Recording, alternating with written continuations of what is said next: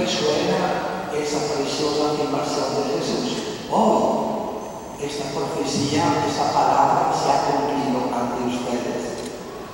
Se ha cumplido no solamente en Jesús, sino en cuanto que participa de ese único sacerdocio, que es el sacerdocio de Cristo. Siempre es bueno recordarnos, como cuando celebramos la Eucaristía, no es que una forma sea otro Cristo, sino que es el mismo Cristo, presente en todas las formas. Así es el único sacerdocio de Cristo, presente no en un trozo de pan, no en un poco de vino, sino en personas. Siempre bello recordarlo, porque la teología habla de personas, sacramento, no cosas, sacramento, cosas, pan, sacramento, persona. Cristo está presente en cada uno de ellos, en mí. Cuando yo digo, este es mi cuerpo, no es mi torino, es Cristo en mi torino, que dice, este es mi cuerpo. Vete en paz, tus pecados son perdonados. Nadie puede perdonar pecados, solamente Dios. Cristo actúa presente en esa persona que se vuelve sacramento. Hoy esa profecía se ha realizado en sus oídos, dice Jesús. Ahora, ¿cuál profecía? ¿Cuál realidad? Primera, varias. Primera, el Espíritu está sobre mí. Eso equivale, mis queridos sacerdotes, diáconos y todo, equivale a aquella frase de Jesús. No ustedes me han escogido, yo los escogí. Y una verdad que a mí en mi pobre vida ha significado motivo de descanso. Señor, este no es asunto mío. Yo no te escogí como tu maestro, pero no escogí ser sacerdote, ser obispo. Tú me escogiste. El asunto es tuyo. El Espíritu está sobre mí. Equivale en verdad. De modo que uno recuerda también la frase de Dios a Moisés: vete, yo te envío. No soy capaz, no sé que no es capaz, pero yo te envío, yo voy contigo. O el profeta recuerda a Jeremías: soy un niño. Tranquilo, pondré en tus labios palabra fuerte, y quien te sigue construye, destruye. Soy un niño de labios impuros. Isaías, yo te lo purifico. ¿Verdad que se da descanso, padres, hermanos diáconos, todos nosotros? Señor, tú me diste en eso. También me sacarás. Lo importante es que yo te diga sí a ese espíritu que me ha ungido, a esa voz que me ha llamado, a esa presencia tuya que hace que siga sereno, no para triunfar, sino para servir y perseverar contigo en tus tribulaciones, porque después de haber dicho la última cena, yo los escogí, añadió también, ustedes han perseverado conmigo en mis tribulaciones. Entonces sí, ser la presencia de Cristo hoy en Guanacaste, en Nepal, en nuestras parroquias, en nuestras comunidades más alejanas, ser presencia de Cristo. Recuerda, padres, desde el primer proyecto de Plan Global de Pastoral, quisimos poner ese título: queremos ver al Señor. La gente quiere ver al Señor.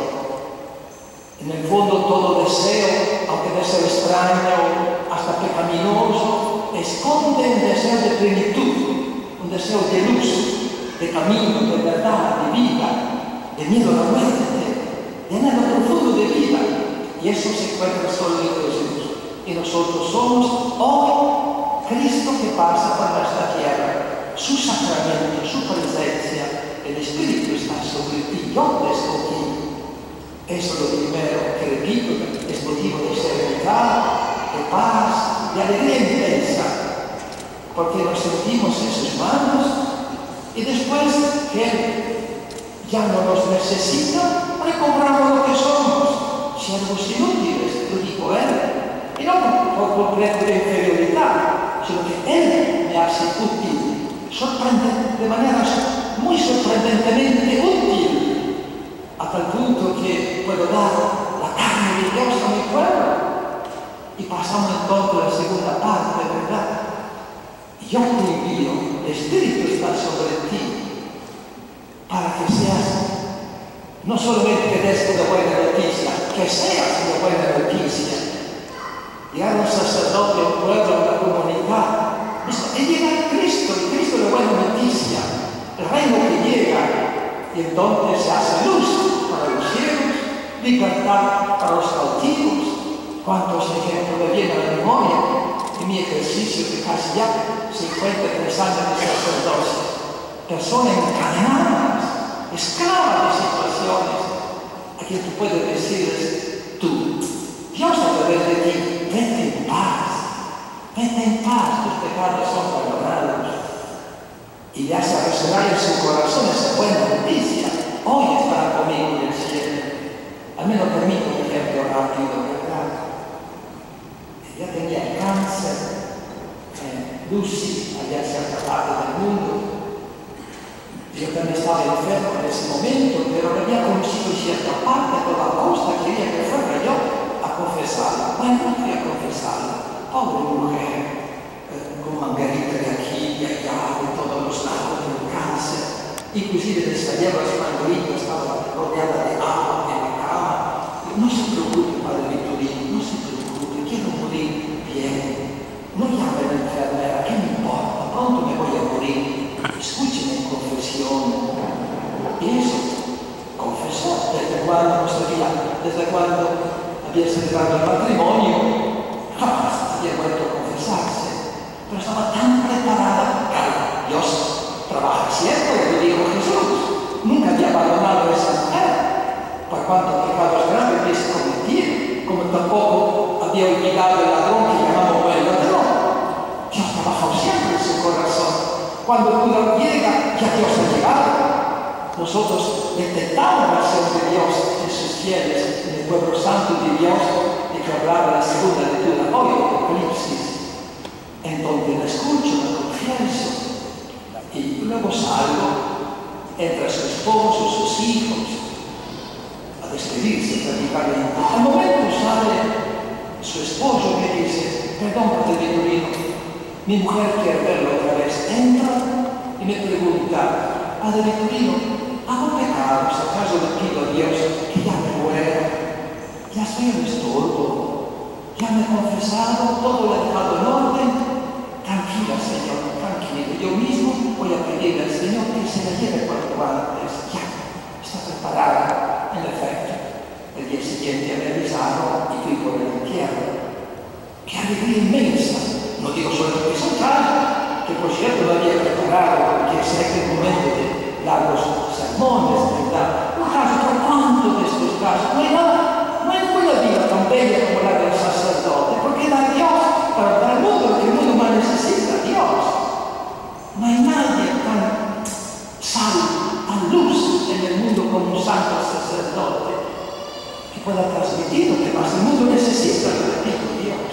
No es asunto de orgullo, es asunto de sorprenderse, de maravillarse, de asombrarse, que Dios haya fijado en ti, en mí, mi querido sacerdote, mi querido diácono, para cumplir esta misión de dar luz a los ciegos, libertad a los prisioneros, que salgan de la mazmorra de sus vicios, jóvenes, no tan jóvenes lo que fueran, para emprender un camino nuevo de misericordia, de santidad y justicia. Por lo cual concluyo, si es así, pensaba, ¿verdad? Luego tenía el tiempo, luego tenía el accidente de carretera, no tenía disponibilidad psicológica para trabajar, lo confieso. Hubiese deseado escribir una última carta un poquito amplia a todos ustedes y a través de ustedes a mis fieles como carta de despedida. Y había pensado sobre todo comentar esas invitaciones de de Francisco, Papa Francisco, al menos unas cuantas tradiciones, ¿verdad? Para que comprendamos lo primero, el Espíritu está sobre mí. Y Papa Francisco lo vive con tanta intensidad, un hombre frágil con un pulmón solo, que Dios saca desde muy lejos de Argentina, lo pone allá a Roma, pastor universal, y sabe que es por el Espíritu de Dios. ¿verdad? Que da una buena noticia de misericordia, algo más que inspirarme en él y en el Evangelio que acabamos de escuchar. Entonces, como conclusión, así como una anciana, una hermana, que les diría, primero, no se dejen robar la alegría. Y no tanto repetir Papa Francisco. Me han escuchado los ejercicios, recuerda, desde varios años estoy dando cuenta y me sorprendo a mí mismo. ¿Qué quiere decir el Señor cuando a punto de ir a la cruz? Recuerda, capítulo 15, capítulo 17. Todo esto se lo digo para que mi alegría esté en ustedes, su alegría llegue a plenitud. Mis queridos sacerdotes, ya no pierdan la alegría. Ya saben qué quiero decir. El pecado es tan triste, te acompleja, te hace presentar vergüenza, celebrar el pecado. Dios mío. Acaba de mostrar una fotografía en internet, alguien que maneja, de un sacerdote que conozco, que lo quiero, por dirigir a la cárcel. No, es que el pecado, la tristeza está tan cercana, tan fácil meterse en el camino de la tristeza, lo que te mancha, te ensucia, te roba la alegría. Sí, así, de amigo a amigo, que nadie le robe su alegría. ¿Y quién le puede robar? Solo el pecado, solo el pecado. Estoy confesando, ese accidente no me ha quitado la alegría, me la ha aumentado, créanme. El Señor otra vez me da la oportunidad de vivir, de sentir, de ser inútil. Gracias por estos 50 metros de lindo que me he hecho advertir que no soy dueño de nada, solo servidor por amor. Que nadie nos quite la alegría y solo el pecado nos puede quitar. Y no hay cristiano del mundo que pueda vivir con tanta alegría que un sacerdote entregado, por la razón que hemos dicho.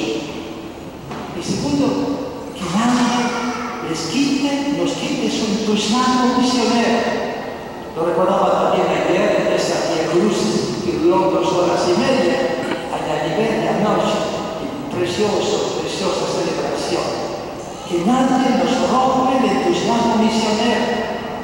En esa comunidad nadie va a 4 personas, ni un gallito te da, ni te pagan la gasolina. Esa comunidad, la comunidad que te prefieres, los pobres son evangelizados. Una iglesia que es unida a los pobres, de tanto tipo de pobreza, ya no es la iglesia de Cristo. Acabamos de escuchar, los pobres, primero destinatarios de la bienaventuranza, de la buena noticia, como acabamos de escuchar en el Evangelio, que nadie robe el entusiasmo misionero. Hay más, finalmente, continúa recibiendo a María en tu casa, mi querido sacerdote. Oh, María, nos da vergüenza pecar, nos da vergüenza ver tonterías en la televisión si María está en tu casa, María la Madre del Señor. Y desde la cruz, eso te ha dejado Jesús. Y Juan, el discípulo amado, y todos somos discípulos bien amados, la recibió en su casa. Nadie quite su alegría, nadie le robe el entusiasmo misionero y continúe recibiendo siempre a María en su casa. Ella es, ya me han escuchado tantas veces, viva, dulzura.